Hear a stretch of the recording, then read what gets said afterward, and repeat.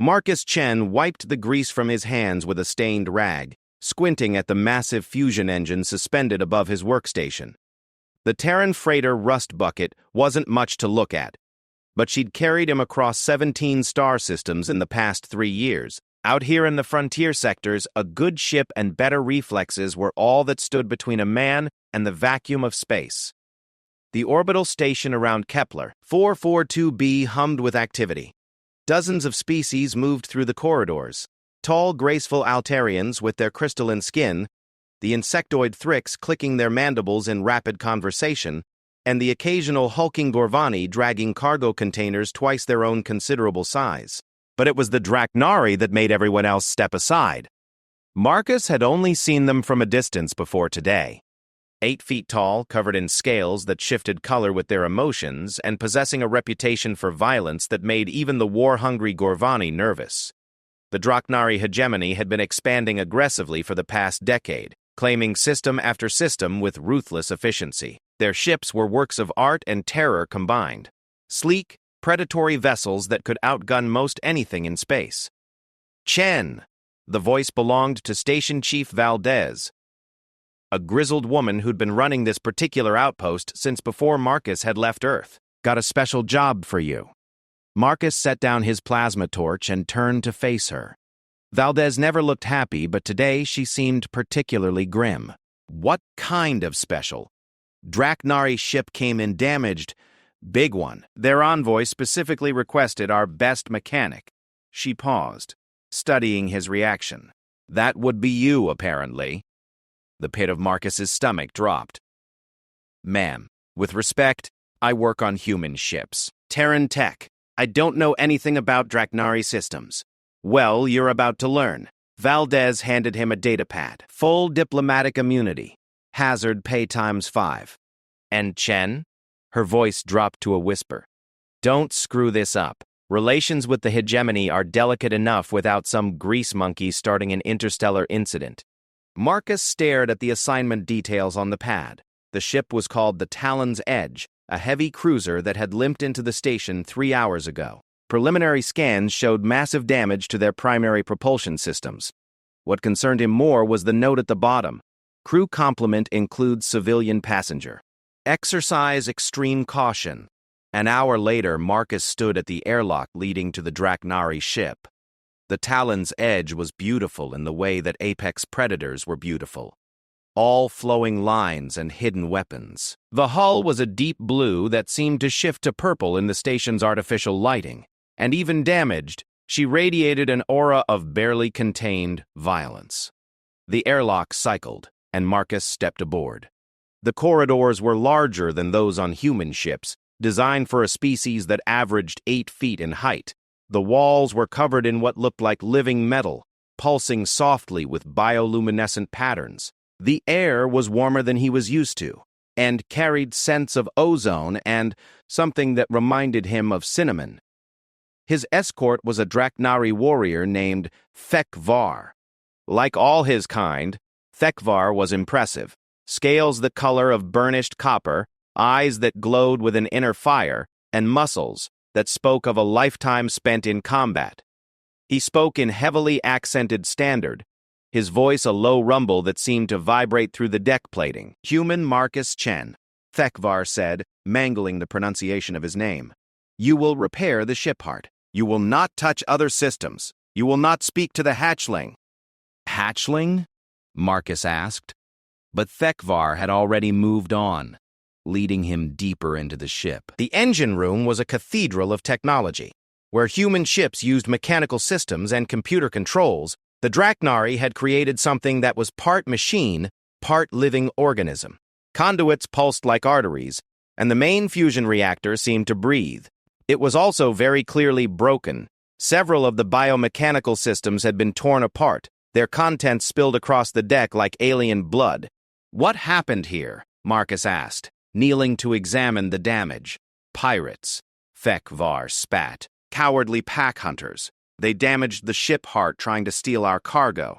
Marcus nodded, pulling out his diagnostic equipment. Human technology might be different, but energy was energy, and fusion was fusion. The basic principles would be the same, even if the implementation was exotic. He began running scans, mapping out the ship's power systems. That's when he heard it, a soft whimpering sound coming from somewhere deeper in the engine room. It was barely audible over the hum of machinery, but there was something about it that made Marcus look up from his work. "What was that?" he asked. Thekvar's scales shifted from copper to a deeper red. "Nothing. Continue your work." But Marcus had already spotted the source of the sound. In an alcove behind the main reactor, partially hidden by damaged conduits, was a small figure. At first glance, it looked like a miniature version of the adult Draknari. Scales that shifted between blue and silver, large eyes that reflected the room's lighting, and delicate features that suggested youth. The Draknari hatchling couldn't have been more than 3 feet tall. It was curled up in what looked like a nest made from torn fabric and spare parts, and it was clearly injured. One wing. Marcus hadn't realized the Draknari had wings, hung at an awkward angle, and there were scratches along its arms and face. "Is that?" Marcus started to ask, but Thekvar cut him off. "You were told not to look. Continue your work." But Marcus wasn't really built for following orders when someone was hurt, regardless of species. He'd grown up in Detroit, back when the old city was still rebuilding from the climate wars. His grandmother had run a clinic in the ruins, patching up anyone who needed help, human or otherwise, no questions asked. Some habits died hard. "The kid's injured," Marcus said, standing up and facing the warrior. Thekvar's scales darkened further. "The hatchling is not your concern. Someone heard it during the attack?" For a moment, Marcus thought the Draknari might actually attack him. Thekvar's hand moved to the plasma weapon at his side, and his eyes flared with what could only be called killing intent. But then he seemed to get himself under control. "The hatchling was damaged during the battle. Our medical systems are also broken. It will heal or it will die. Such is the way." Marcus stared at the warrior. "Such is the way? That's your kid, isn't it?" The Quekvar's entire body went still. When Draknari were angry, their scales shifted to red or black. When they were surprised, they sometimes went completely colorless. Like now. "How did you, the way you're standing?" "Protective but trying not to show it. The fact that you brought the kid down here instead of leaving it in crew quarters. And that sound you made when I asked about it. That wasn't disgust or annoyance. That was worry." The silence stretched between them. Finally, Thekvar spoke, his voice much quieter than before. "I am Thekvar, captain of the Talon's Edge. The hatchling is, yes, my offspring, Kira Thek." Marcus nodded toward the injured young Draknari. "What happened to her wing?" "Debris during the battle. A coolant line ruptured and she was caught in the blast." Thekvar's scales were cycling through colors now. Blue for sadness, red for anger, silver for fear. "I should not have brought her on this mission. But her mother is dead, and I had no one else to care for her. How old is she?" 12 cycles. Still very young for our kind." Thekvar looked back at his daughter. "The wing will heal wrong if not treated properly. She may never fly again." Marcus had been around enough different species to know that non-humans often had capabilities that humans lacked. The ability to fly would be incredibly important to a Draknari, both practically and culturally. A grounded dragon would be like a human who'd lost their legs, functional but fundamentally changed. "What if I could help?" Marcus asked. Thekvar's head snapped around. "You are a ship mechanic, not a flesh healer." "I'm a lot of things. Grew up in a medical clinic. Learned basic trauma medicine before I ever touched a wrench." Marcus gestured toward his toolkit. "And I've got a portable medical scanner in there. Not Draknari specific, but it might be able to map the bone structure well enough to see what needs to be done." The Draknari captain studied him for a long moment. "Why would you help? Humans and Draknari are not allies. Your people fear us." Marcus thought about that. It was true. The Draknari had a reputation as conquerors and warriors, but looking at the injured child, all he could see was someone who needed help. "Because she's hurt and I might be able to fix it. Sometimes it's that simple." Thekvar was quiet for several minutes, his scales slowly cycling through different colors. Finally, he nodded. "If you can help Kira Thek, the debt would be significant." Marcus was already pulling out his medical scanner. No debt. Just let me see what I can do. Approaching the injured hatchling was like trying to get close to a wild animal.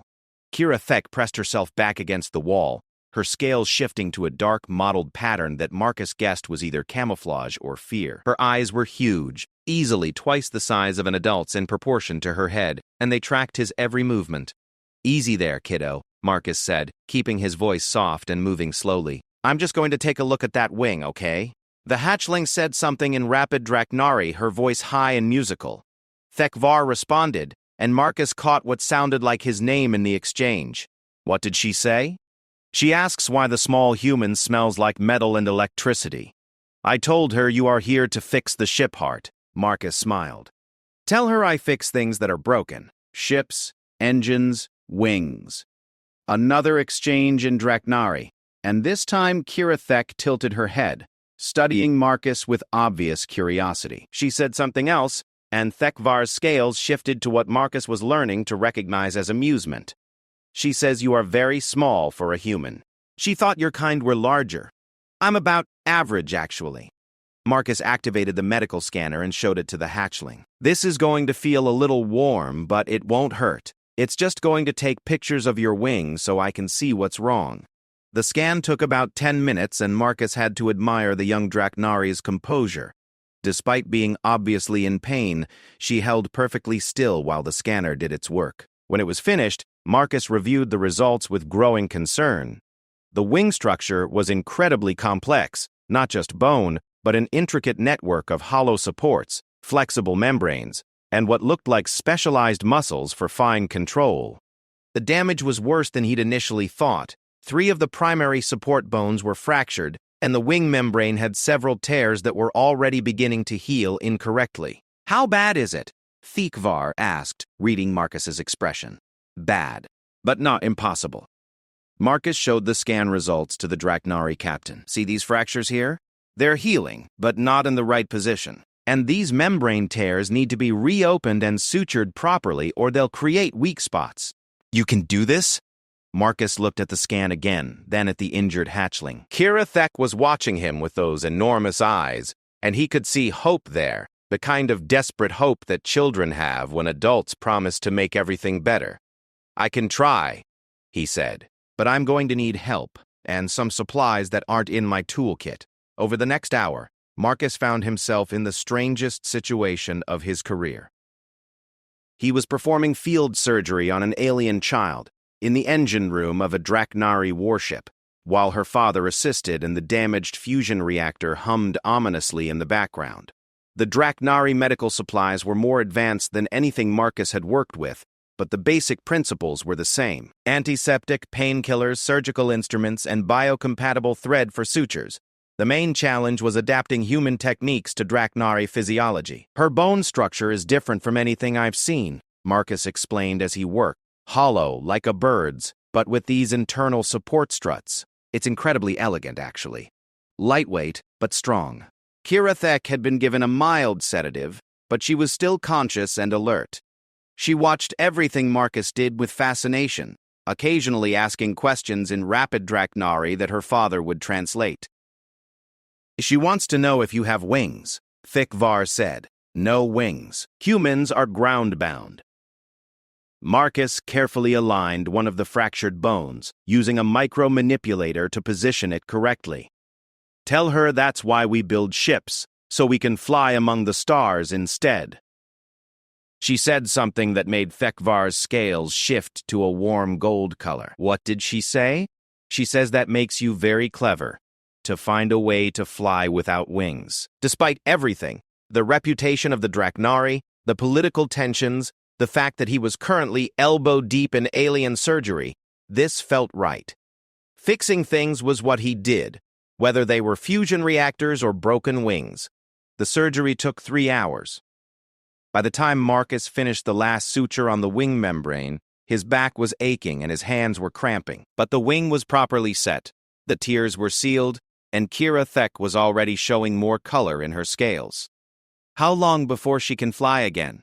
Thekvar asked. 6 weeks, maybe 8. The bones need time to heal, and the membrane has to strengthen. Marcus began packing up his medical supplies. She'll need to keep the wing immobilized for the first 2 weeks. Then start with gentle exercises. No full flight attempts until I say so. The Kekvar was quiet for a moment. You realize what you have done, human Marcus Chen? Fixed a kid's wing? Much more than that. The Draknari captain's scales were cycling through colors Marcus hadn't seen before. Deep blues and silvers with hints of gold.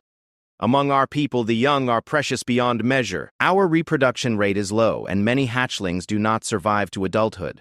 To save one, especially from permanent injury, he paused, seeming to struggle with the words.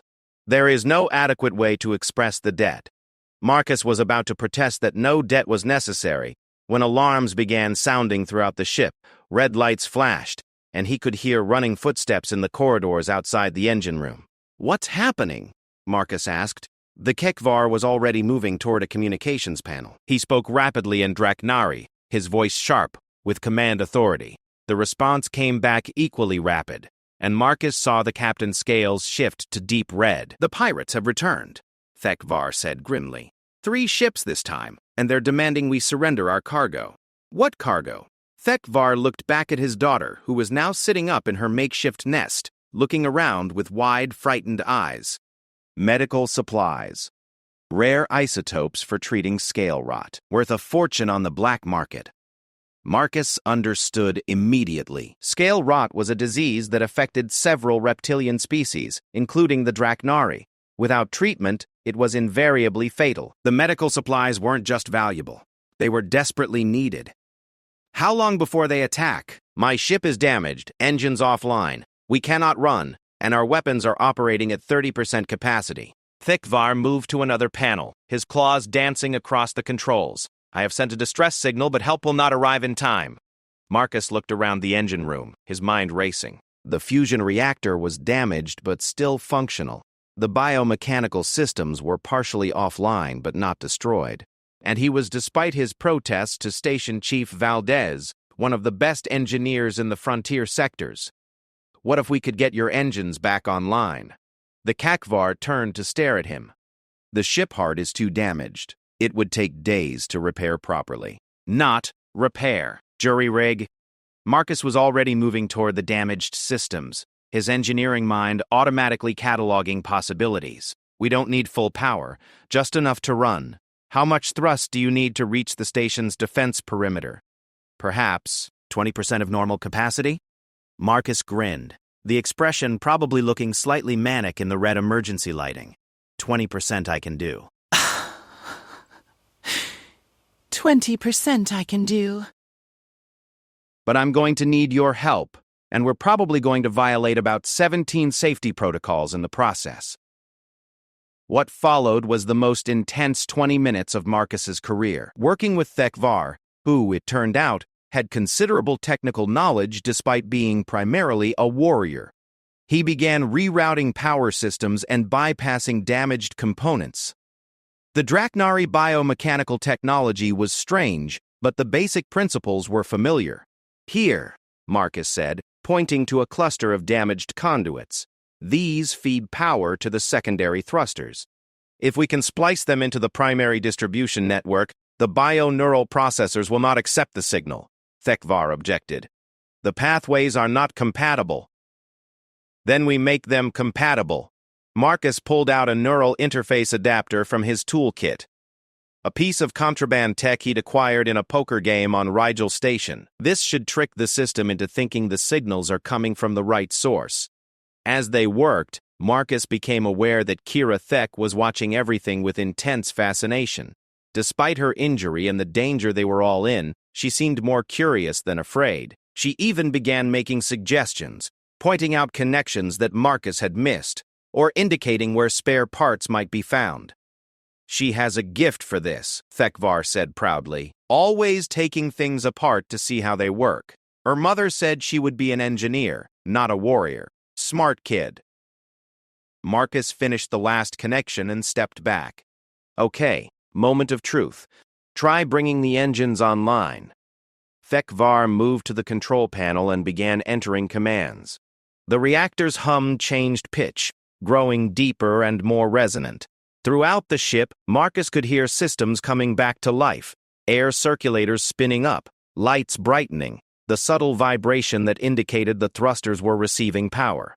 Incredible, Thikvar breathed. How did you know it would work? Sometimes you have to take your best guess and hope physics is on your side. Marcus wiped sweat from his forehead. How are we doing on those pirates? Thikvar checked his tactical display. They are moving to attack position.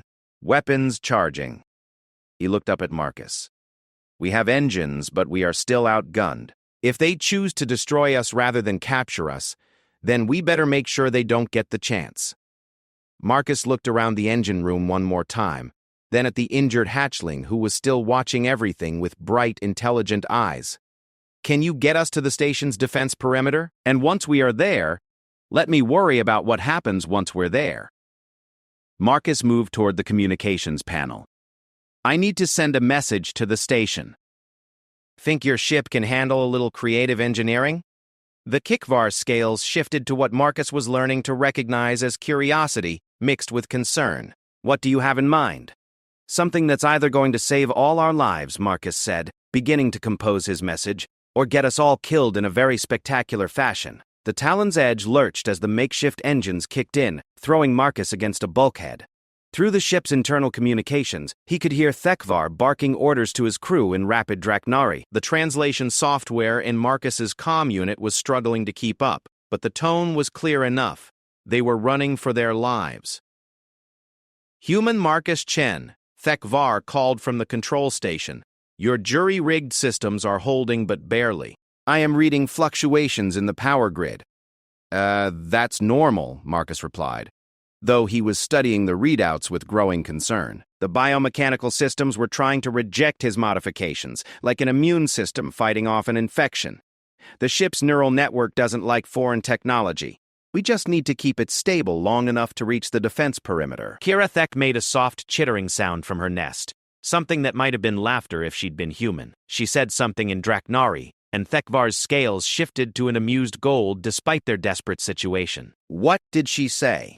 She says the ship heart sounds angry, like when she tries to feed it the wrong kind of power cell. Thikvar's claws danced across the controls as another fluctuation rippled through the systems. She may not be wrong. Biomechanical systems have personality. It's about history there and the biggest context of the places. Marcus was about to respond when the ship shuddered under weapons fire. The pirates had opened up with their energy weapons, sending bolts of superheated plasma streaking past the viewports. Most of the shots were going wide. The Talon's edge was still moving erratically as her damaged systems struggled to maintain course. But it wouldn't take long for the attackers to adjust their aim. Distance to the defense perimeter? Marcus asked. 18,000 kilometers. At current speed, 4 minutes. Another salvo of weapons fire, this one closer. One of the plasma bolts struck their starboard side, and Marcus felt the ship lurch as armor plating was vaporized. Emergency lights began flashing throughout the engine room. Shields? 30% and falling. The pirates are using military-grade weapons. Thekvar's voice was grim. These are not ordinary raiders. Marcus pulled up the tactical display on his portable scanner. 3 ships were pursuing them. Sleek, fast vessels that looked like they'd been designed specifically for hit-and-run attacks, but there was something about their configuration that nagged at him. Those aren't pirate ships, he said suddenly. What? Look at the weapon signatures. Those are consortium military vessels. The Terran Trade Consortium was humanity's primary interstellar government, and they had a complicated relationship with the other species in this sector. Someone's trying to make this look like a pirate attack. The color Marcus had learned indicated pure rage. The consortium wishes to start a war. Or they want something on your ship bad enough to risk one. Marcus looked back at Kirathek, who was listening to their conversation with obvious intelligence despite the language barrier. You said you were carrying medical supplies? Medical supplies, yes, but also... Thekvar paused, his scales cycling through colors that suggested internal conflict. Also what?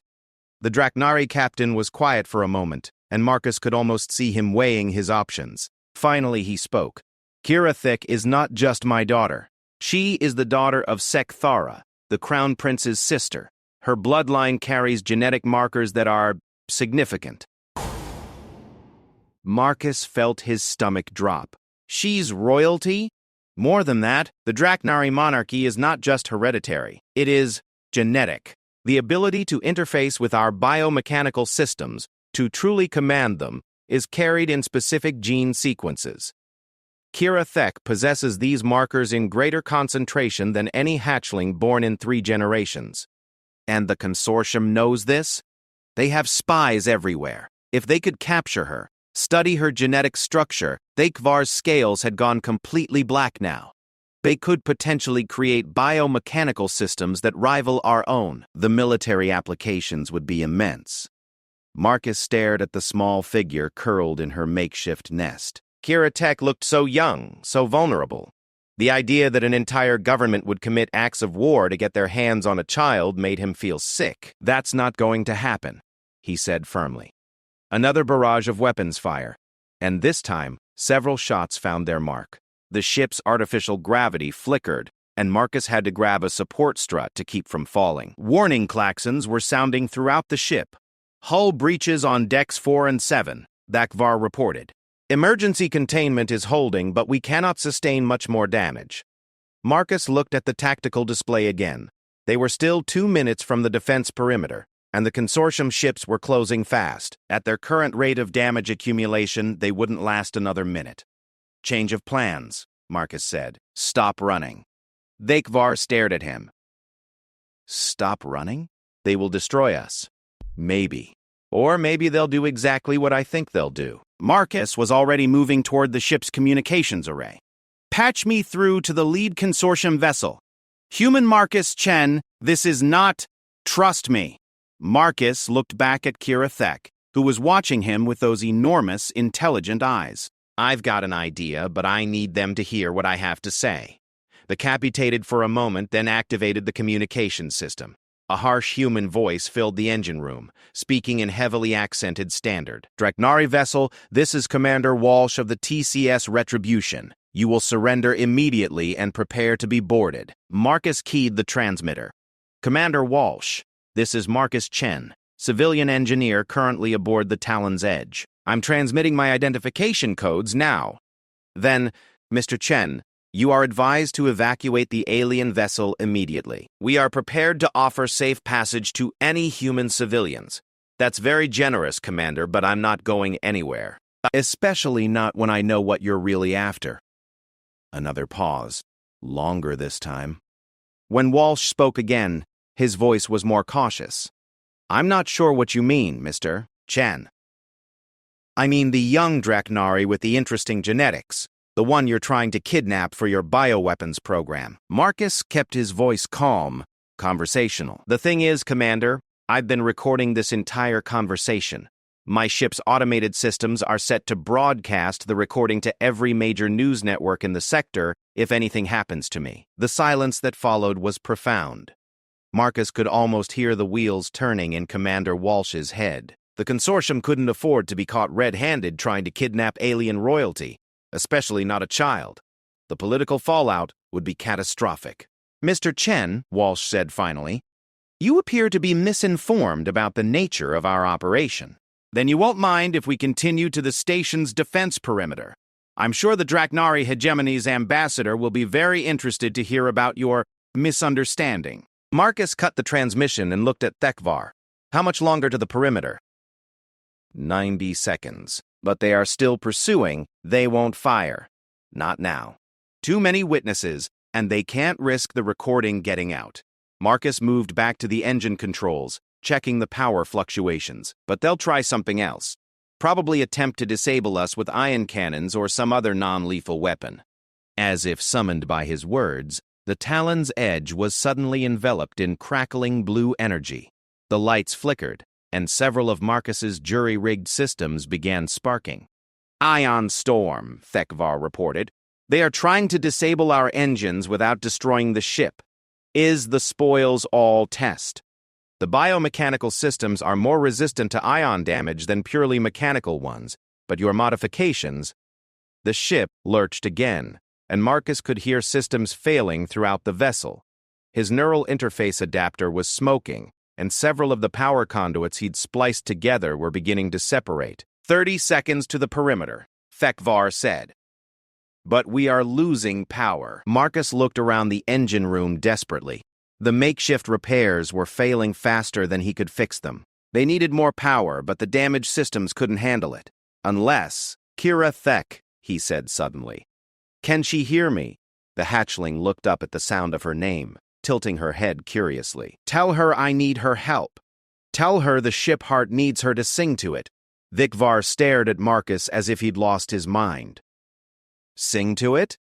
Draknari biomechanical systems respond to genetic markers, right? Neural patterns, brainwave frequencies. If she really has those markers you mentioned. Understanding dawned in Thekvar's eyes. She is too young. The neural interface is not developed enough. Maybe for full control, but what about basic communication? She's been watching everything we've done, understanding how the systems work. If she can just stabilize the power flow for 30 seconds, Thekvar spoke rapidly to his daughter in Draknari. Kira Tech responded with what sounded like a question, her scales shifting to bright silver. Curiosity, Marcus had learned. Her father explained further, and the hatchling's eyes went wide. She said something that sounded like agreement and carefully stood up, favoring her injured wing. Moving slowly, she approached the main biomechanical interface, a living wall of organic circuits and neural pathways that pulsed with soft light. What is she doing? Marcus asked, attempting to commune with the ship heart. It is dangerous. If the neural feedback is too strong, it could damage her developing mind. Kira Thick placed her small hands on the interface, and immediately the patterns of light began to change. Instead of the chaotic, angry pulsing that had characterized the damaged systems, the lights began to flow in smooth, harmonious patterns. The ship's vibrations smoothed out, and Marcus could hear the engines stabilizing. Incredible, Thekvar breathed. She is actually doing it. The power readings on Marcus's instruments began to climb, not to full capacity, but enough to maintain their current speed. More importantly, the biomechanical system stopped rejecting his modifications. Instead, they began to work with them, organic and artificial technology, finding a harmony that should have been impossible. 15 seconds to the perimeter, Thekvar reported. The consortium ships are falling back. Marcus watched the tactical display as the three pursuing vessels suddenly changed course, breaking off their attack and heading away at maximum speed. Commander Walsh wasn't stupid. Once they reached the station's defense perimeter, any aggressive action would be recorded by dozens of sensors. The political cost would be too high. We made it, Marcus said, hardly believing it himself. But when he turned to congratulate Kira Thek, he saw that the young Draknari had collapsed.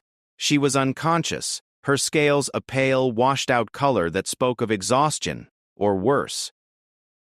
Kira Tech. Thekvar was at his daughter's side in an instant, gathering her up in his massive arms. The neural strain was too much. Marcus quickly pulled out his medical scanner, running it over the unconscious hatchling. Her vital signs were weak but stable, and the neural activity readings showed patterns he didn't recognize. Is she okay? Do not know, this has never been attempted before. A hatchling so young interfacing directly with ship systems. Thekvar's scales were cycling through colors rapidly. Fear, worry, grief.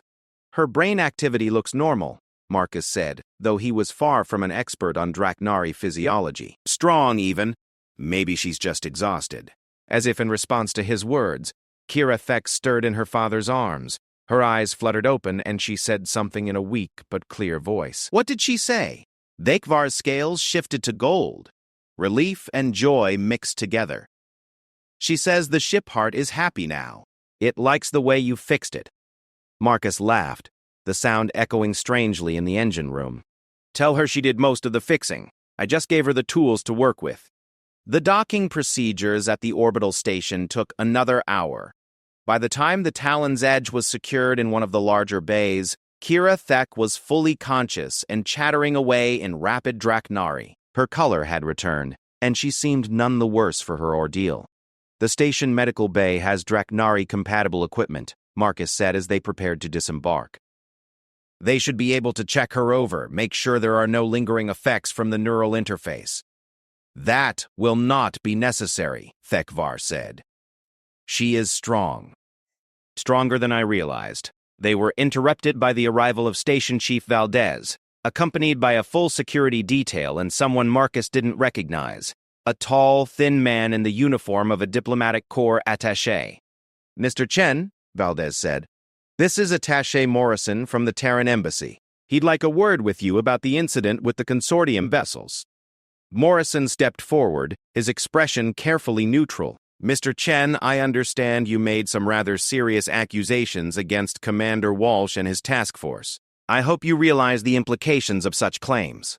Marcus looked at the diplomat, then at Thekvar and Kirathek. The Draknari captain's scales had shifted to a wary orange. Caution mixed with barely controlled anger.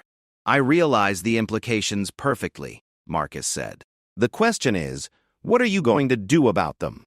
"Well, that depends on what evidence you actually have. Voice recordings can be unreliable. Open to interpretation." Marcus smiled. "Good thing I didn't just rely on voice recordings then." He pulled out his portable scanner and activated a function that most people didn't know existed. The device projected a holographic display showing the tactical engagement from start to finish. Ship positions, weapon signatures, communication logs, everything. "This is a complete sensor record of the entire incident," Marcus said. "It shows 3 consortium military vessels attacking a damaged Draknari ship in neutral space, then fleeing when their identity was revealed. I'm sure the Draknari ambassador will find it very interesting." Morrison's carefully neutral expression cracked slightly. "Mr. Chen, I'm sure we can reach some kind of understanding." "I'm sure we can," Marcus agreed. "Here's my understanding. The consortium will issue a formal apology to the Draknari hegemony for the unauthorized actions of Commander Walsh's task force. There will be a full investigation, and compensation will be paid for the damage to the Talon's Edge. In return, I'll consider keeping this recording as a private matter between allies." The attaché was quiet for a long moment, clearly calculating the political cost of various options. Finally, he nodded. "I believe something along those lines can be arranged." After the diplomat left, Valdez turned to Marcus with a mixture of amazement and exasperation. "Do you have any idea what you just did? Prevented an interstellar incident? You prevented a war, Marcus. The Draknari were already mobilizing their fleet when word of the attack reached them. If that little girl had been killed or captured," Marcus looked at Kiratek, who was currently examining his scanner with obvious fascination. She had recovered completely from her ordeal and was back to being a curious, intelligent child. It was hard to imagine that governments would go to war over someone so young. "She's just a kid," he said. "She's a lot more than that," Valdez replied, "and thanks to you, she gets to stay that way." Over the next several days, as the Talon's Edge underwent proper repairs, Marcus found himself spending more and more time aboard the Draknari ship. Officially, he was supervising the replacement of his jury-rigged systems with proper components. Unofficially, he had become something of a celebrity among the crew.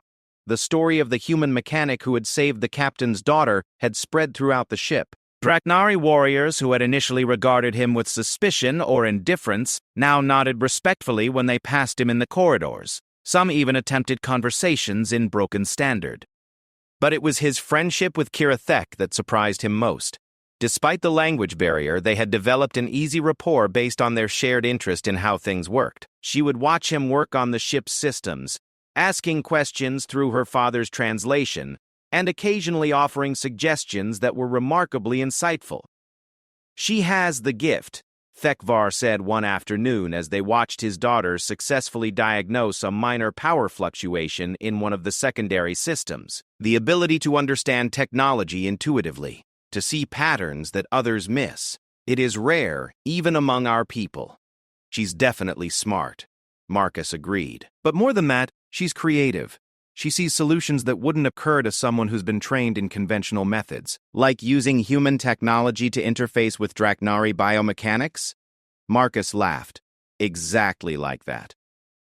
Most engineers would have said it was impossible.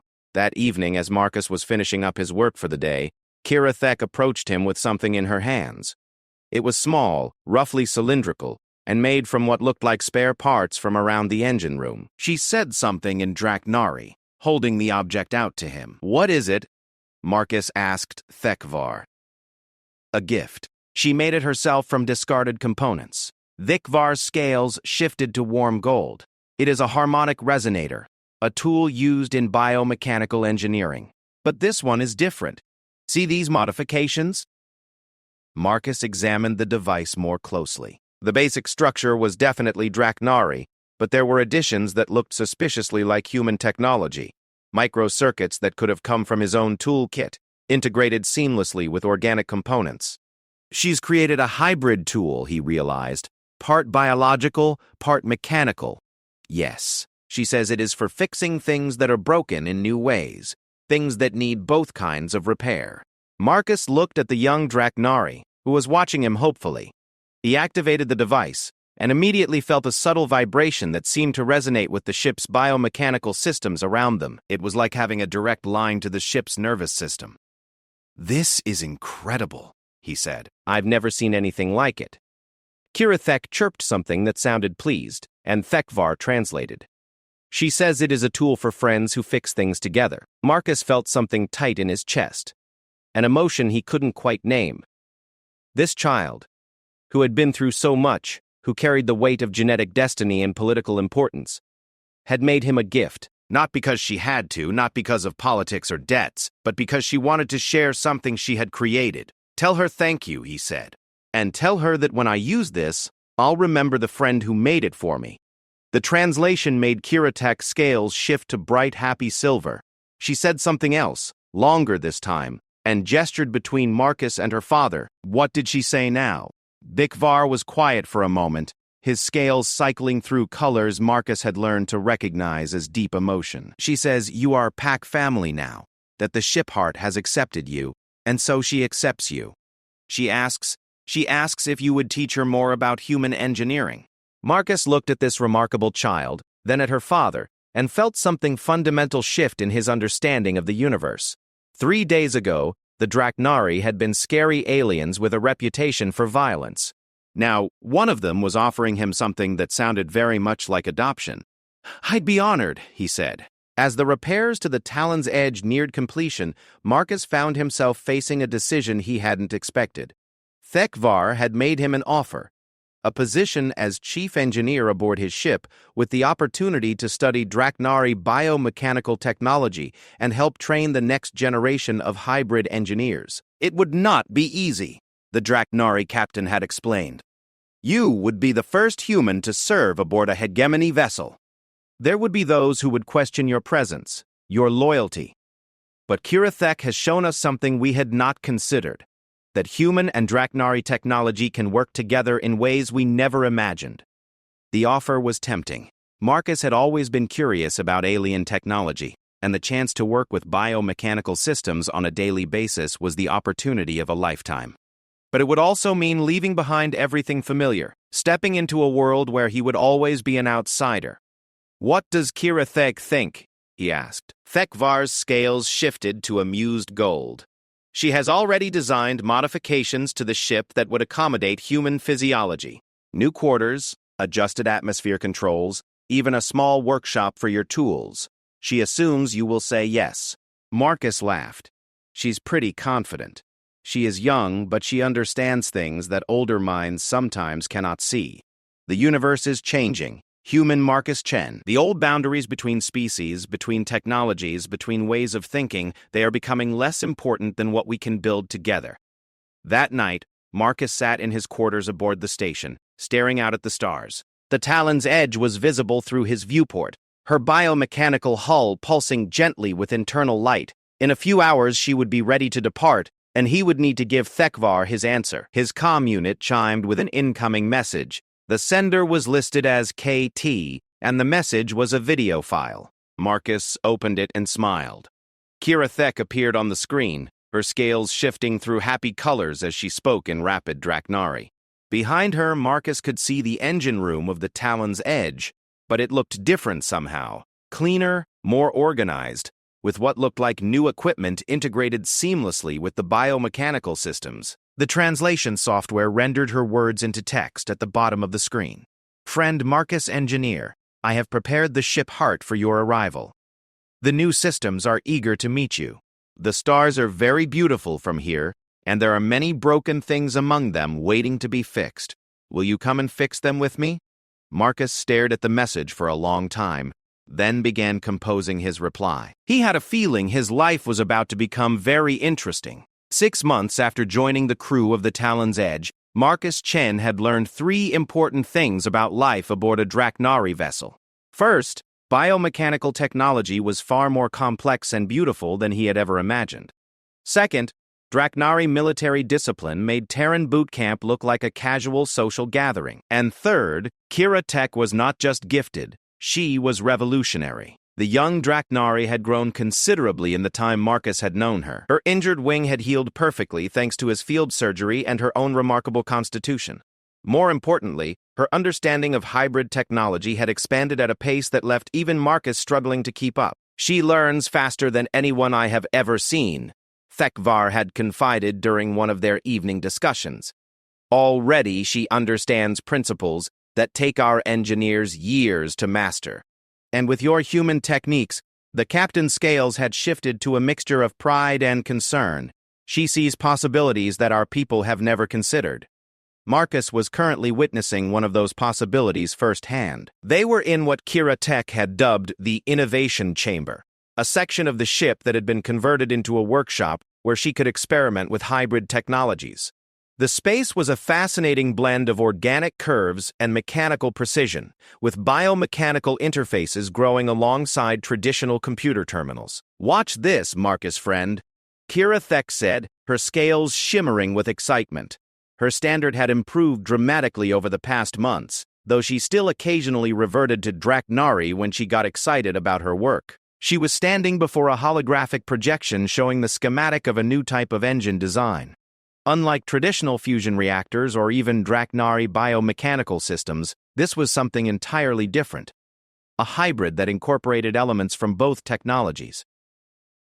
The bioneural network provides intuitive control, she explained, her young voice filled with enthusiasm. But the mechanical components allow for precision that organic systems cannot achieve alone. And see here? She pointed to a section of the schematic. Human quantum processors interface with Draknari genetic matrices to create predictive algorithms. Marcus studied the design, his engineering mind automatically cataloging the implications. This is incredible, Kira. But have you actually tested any of these concepts? Small versions, yes. Father allows me to experiment with the secondary systems. Her scales shifted to a slightly guilty silver. The results have been educational. Educational how? Before Kira Thek could answer, Thekvar's voice echoed through the ship's communications system. All crew to battle stations. We have received a distress signal from the research station at Kepler 452c. Unknown attackers. Multiple casualties reported. Quote, Marcus and Kira Thek exchanged glances. Kepler 452c was deep in neutral space, home to a joint research facility where multiple species worked together on xenoarchaeological projects. If someone was attacking the station, it meant trouble for everyone in the sector. They made their way quickly to the bridge where the crew was already implementing battle protocols.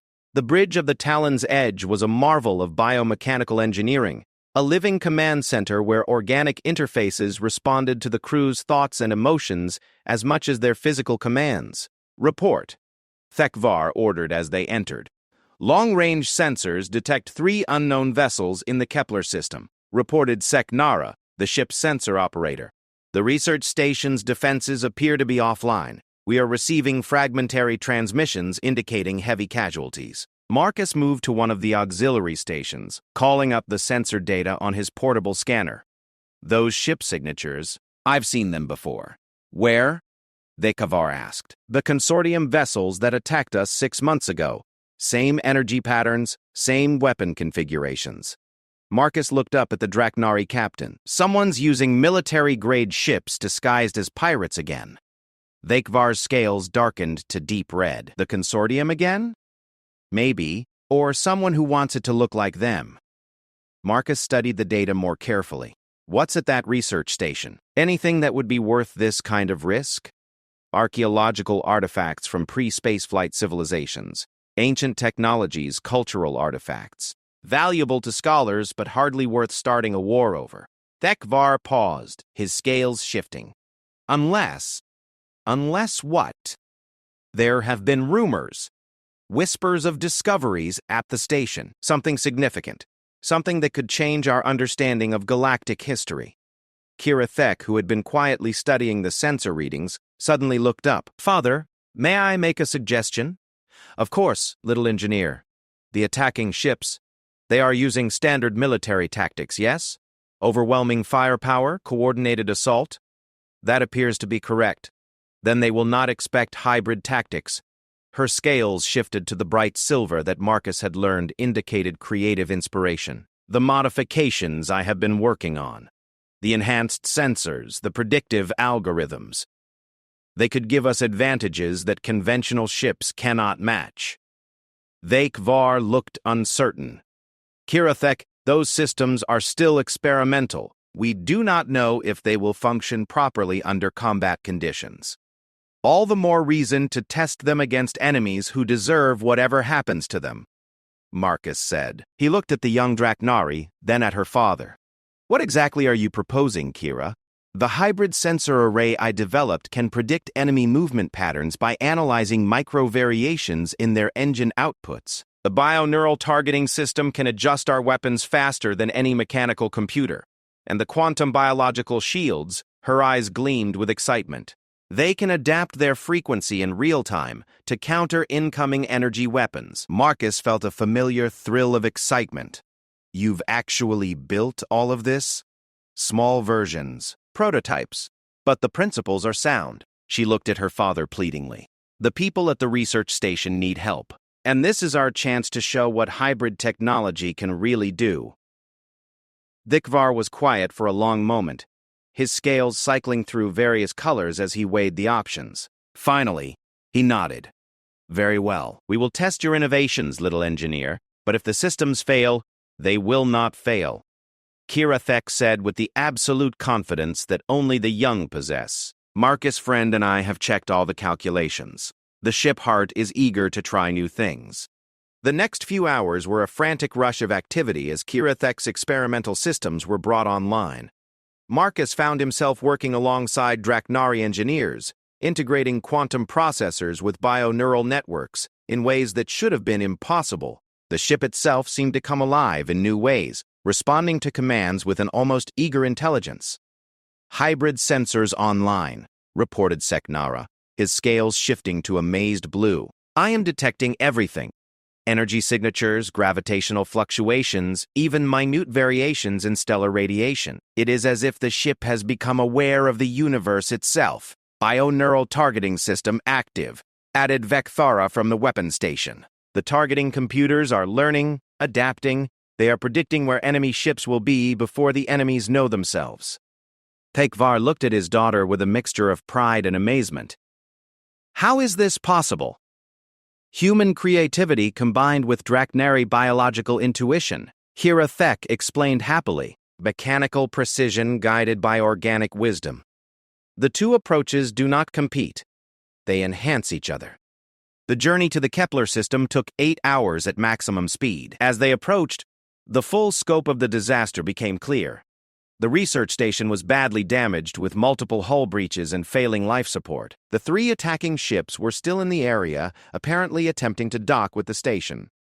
"They are boarding," Thekvar observed grimly. "Whatever they came for, they intend to take it by force." Marcus studied the tactical display, noting the positions and movements of the hostile vessels. "They've got us outgunned 3-1, and those are military-grade ships with full weapon systems." "Perhaps," Thekvar said, his scales shifting to determined gold. "But they do not have hybrid technology. Kira Thek, activate all your experimental systems. Let us see what your innovations can accomplish."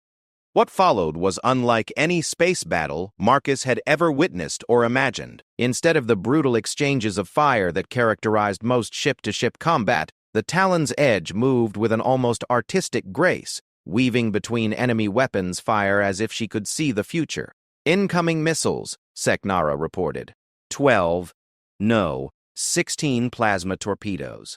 Bio-neural targeting has solutions, Vecthara responded calmly. Firing defensive systems. The ship's point defense weapons opened fire with inhuman precision, intercepting every incoming missile with shots that seemed to know exactly where they needed to be. But more impressive was the ship's movement. Instead of simply trying to avoid enemy fire, the Talon's Edge positioned herself to exploit weaknesses in the attacker's formations that wouldn't become apparent for several more seconds. "How are we doing that?" Marcus asked in amazement. "The hybrid sensors detect minute changes in enemy engine outputs," Kirathek explained, her scales bright with excitement. "Variations in power distribution, micro-adjustments in thrust vectors. The bio-neural network processes these patterns and predicts where each ship will be. We are not reacting to their actions. We are anticipating them." The first hostile ship fell within minutes, its shields overwhelmed by precisely targeted fire that struck at the exact moments when their defensive systems were cycling between frequency ranges. The second ship tried to flee but found itself pursued by a vessel that seemed to know its escape route before its captain had chosen it. "This is incredible," Marcus breathed, watching the tactical display. "We're fighting 3 military ships with experimental technology, and we're winning." "Not winning," Kirathek corrected. "Dancing. The ship heart is dancing with the stars, and our enemies do not know the music." The third hostile ship, seeing its companions destroyed, attempted to ram the research station in what appeared to be a desperate final attack. But the Talon's Edge was already moving to intercept, her biomechanical systems flowing like liquid as she positioned herself between the attacker and the station. The impact, when it came, was absorbed by quantum biological shields that adapted their frequency to disperse the kinetic energy. Instead of a catastrophic collision, the result was more like a gentle collision between two soap bubbles. The hostile ship simply bounced off and drifted away, its engines dead and its crew unconscious from the gravitic shock. "Target neutralized," Vecthara reported with satisfaction. "All hostile vessels are destroyed or disabled." Marcus stared at the tactical display in disbelief. They had faced 3 military-grade ships and emerged not only victorious but virtually undamaged. That was impossible. Not impossible, Kirathek said happily, just new. Human thinking and Draknari feeling, working together to see possibilities that neither could find alone. The rescue operation at the research station took several hours. The attackers had indeed been after something specific, a series of artifacts that appeared to be pieces of some kind of ancient technology. More disturbing were the identification codes found on the hostile ships, which traced back to a Black Ops division within the Terran Trade Consortium. "This was an official operation," Marcus said grimly as he reviewed the data. "Someone high up in the consortium government ordered this attack." "But why?" asked Dr. Yen Sarak, the Altarian xenoarchaeologist who served as the station's director. Her crystalline features reflected the light in patterns that indicated deep concern. "The artifacts we discovered are interesting from an academic standpoint, but they are not weapons. They appear to be components of some kind of ancient computational system." Marcus looked at the artifacts. Crystalline structures that seemed to pulse with an inner light, their surfaces covered in patterns that reminded him somehow of both circuit diagrams and living tissue. "What kind of computational system?" "We are not certain. The technology is unlike anything in our databases. It appears to blend organic and inorganic elements in ways that should not be possible." "Doctor!" Yen Sarak paused, her colors shifting. "The closest analog we can find is Draknari biomechanical technology." The implications hit Marcus like a physical blow. "You think these artifacts are related to Draknari technology?" "Not related," Kirathek said quietly. She had been studying the artifacts with obvious fascination, her young mind processing patterns that the adults around her were only beginning to understand. "They are the same, or rather, they are what Draknari biomechanics could become if they were allowed to fully integrate with mechanical systems." "What do you mean?" her father asked. "Look at the patterns, father. See how the organic and inorganic elements flow together? This is not hybrid technology like we have been building. This is unified technology. Neither biological nor mechanical, but something entirely new." Marcus felt a chill of understanding. and if the consortium could reverse engineer this, they would have technology that surpasses anything currently known. Yenisserak confirmed. Biomechanical systems with the precision of pure technology. Mechanical systems with the adaptability of living organisms. The military applications would be staggering. Vikvar's scales had gone completely black. They would use such technology to conquer the galaxy. Not if we stop them, Marcus said. These artifacts came from somewhere. There might be more, or maybe even the original source. If we can find it first, we can learn from it properly. Kirathek finished. Not as a weapon, but as a teacher. Something to show us how technology and biology can truly work as one. The decision to search for the source of the artifacts was not made lightly. It would mean venturing into unexplored regions of space, following clues that were thousands of years old. More dangerous still, it would mean racing against consortium forces who were undoubtedly organizing their own expedition. But as Marcus looked at Kirathek, now growing into a remarkable young engineer whose hybrid innovations had just saved hundreds of lives, he knew they had to try. She represented something new in the galaxy, a bridge between species and technologies that could lead to wonders beyond imagination. Where do we start? He asked. Dr. Yenisserak activated a holographic star map, highlighting a region of space beyond the current boundaries of known civilization. The artifact's isotopic signatures suggest they originated in the Andromeda Drift, approximately 200 light-years from here. There is a star system that shows unusual energy patterns, possibly artificial in origin. Marcus studied the map, noting the vast distances involved. That's deep space. No established trade routes. No backup if something goes wrong. Then we will have to make sure nothing goes wrong, Thekvar said decisively. The Talon's Edge has proven herself capable of handling the unexpected, and with Kirathek's innovations, we may be able to find things that others would miss. When do we leave? Marcus asked. As soon as the ship is resupplied and the hybrid systems are fully integrated, Thekvar replied. But Marcus, friend, you should know, this will be dangerous beyond anything we have faced before. If you wish to remain at the station, not a chance, Marcus interrupted. Someone has to keep an eye on your daughter.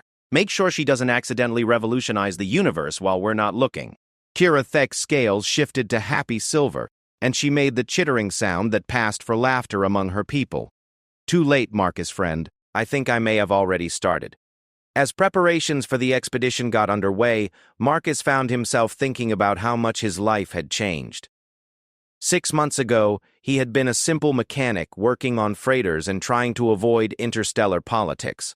Now he was part of a multi-species crew aboard an advanced warship, searching for ancient artifacts that could reshape the balance of power in the galaxy. But the most remarkable change was in how he saw the universe itself. Through Kirathek's eyes, he had learned that the boundaries between species, between technologies, between different ways of thinking, were not barriers to be defended, but opportunities to be explored. The hybrid systems she had created were more than the sum of their parts, achieving things that neither human nor Draknari technology could accomplish alone. Marcus, friend, Kirathek said, approaching him as he worked on integrating the last of her experimental systems. May I ask you something? Of course. Are you ever frightened by how fast things are changing? By the new possibilities we are discovering? Marcus paused in his work, considering the question. Sometimes. Change can be scary, especially when it's happening faster than we can fully understand. Why do you ask?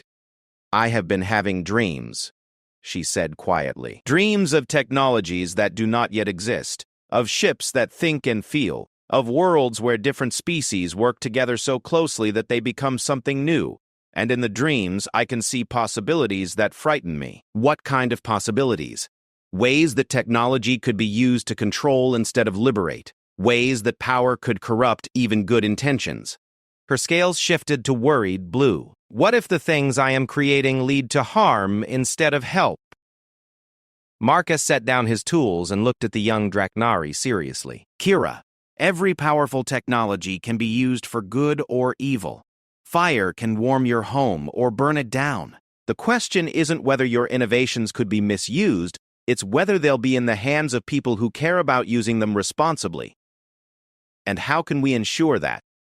by making sure we're the ones who find the source of these artifacts first, by learning from them ourselves and then sharing that knowledge with people we trust. He smiled at her. And by never forgetting that the most important hybrid of all isn't between human and Draknari technology, it's between intelligence and wisdom. Kira Thek's scales shifted to thoughtful silver as she processed his words. Then we must be very wise indeed, Marcus friend, because I think we are about to discover things that will change everything. As the Talon's Edge prepared to depart for the unknown regions of the Andromeda Drift, Marcus couldn't help but agree. They were embarking on a journey that would take them beyond the boundaries of known space, following clues left by a civilization that had vanished millennia ago. What they found there would determine not just their own fates, but possibly the future of every species in the galaxy. But looking at Kira Thek, brilliant, curious, and determined to use her gifts for the betterment of all, Marcus felt oddly optimistic. If the future belonged to beings like her, beings who could bridge differences and find unity in diversity, then perhaps that future would be brighter than any of them could imagine. The stars were calling, and they were ready to answer. The Andromeda Drift was nothing like the civilized space Marcus had grown accustomed to. Here, in the vast emptiness between spiral arms, stars were scattered like lonely beacons across an ocean of darkness. The Talon's Edge had been traveling for 3 weeks, following energy signatures that grew stronger as they approached their destination, a star system that shouldn't have existed according to conventional astrophysics. The gravitational patterns are all wrong, Dr. Kabu, Yen Sarek observed from her position at the science station. The Altarian xenoarchaeologist had insisted on joining the expedition, bringing with her a wealth of knowledge about ancient civilizations. This system shows signs of massive artificial manipulation. Someone moved these planets into their current orbits. Marcus studied the long-range sensor data, shaking his head in amazement. The energy requirements for something like that, you'd need the power output of an entire star. Perhaps they had exactly that, Kira Thek said quietly. She had grown noticeably during their journey, not just physically, but intellectually. Her hybrid innovations were becoming more sophisticated by the day, and she seemed to possess an intuitive understanding of the ancient technology they were seeking. Look at the star itself, Marcus friend. Its fusion patterns are not natural. The young Draknari was right. The system's primary star exhibited energy fluctuations that suggested some kind of artificial regulation. Someone had built a stellar engine, a device capable of controlling the fundamental processes of a sun itself. Approaching the 4th planet, Thekvar announced from the captain's chair. Long-range scans indicate artificial structures on the surface, large ones. As they drew closer, the true scope of the discovery became apparent. The planet's surface was covered with what looked like a single vast city, geometric patterns that stretched from pole to pole, connected by towering spires that reached into the upper atmosphere. But the city was clearly ancient and abandoned, its structures worn by millennia of wind and weather. How long since anyone lived here? Marcus asked. Preliminary isotope analysis suggests at least 50,000 years, Yen Sarak replied. Possibly much longer. This civilization was already gone when most of our species were still developing agriculture. Then who were they? Thekvar wondered aloud. The answer came from an unexpected source. As they established orbit around the planet, Kira Thek suddenly gasped, her scales shifting through a rapid sequence of colors that Marcus had never seen before. Silver, and gold, and deep blue, pulsing in patterns that seemed almost like language. Kira Thek, her father asked urgently, what is wrong? The young Draknari was staring at the planet's surface with wide, amazed eyes. I can hear them, father. The builders. They are speaking to me through the ship heart. Marcus felt a chill of concern. Speaking to you how? The planet's structures. They are not just buildings. They are a vast biomechanical network, still partially active after all these millennia. And it recognizes what we have built. She turned to Marcus, her eyes bright with wonder and fear. It recognizes the hybrid technology. It knows us. The decision to land was not made lightly. The planet's atmosphere was breathable, but the energy readings from the surface suggested active systems that could be dangerous. However, the artifacts they sought were definitely here. The sensors showed crystalline structures identical to those found at the research station, but far more numerous and complex. They landed in what appeared to be a plaza near the center of the ancient city. The moment the Talon's edge touched down, Marcus felt it, a subtle vibration through the ship's biomechanical systems, as if something vast and patient had suddenly awakened. "Full environmental suits," Thekvar ordered. "We do not know what dangers may remain active." The away team consisted of Marcus, Kira Thek, Dr. Yen Sarak, and 2 Draknari warriors. As they stepped out onto the planet's surface, Marcus was struck by the alien beauty of the abandoned city. The structures around them were clearly artificial, but they flowed like living things, organic curves integrated seamlessly with geometric precision. "It is beautiful," Kira Thek breathed, her voice filled with awe, "like seeing our future written in stone and crystal." Dr. Yen Sarak was already taking readings with her instruments. "The construction materials are unknown. They appear to be some kind of programmable matter, neither purely organic nor purely mechanical, but capable of being both as needed." Marcus knelt to examine the ground beneath their feet. What he had initially taken for paving stones were actually part of a vast network of interconnected systems, pulsing gently with bioluminescent patterns. The entire city is one organism, he realized, or one machine, or somehow both at the same time. As they moved deeper into the city, the patterns of light in the ground began to change, leading them toward the center of the complex.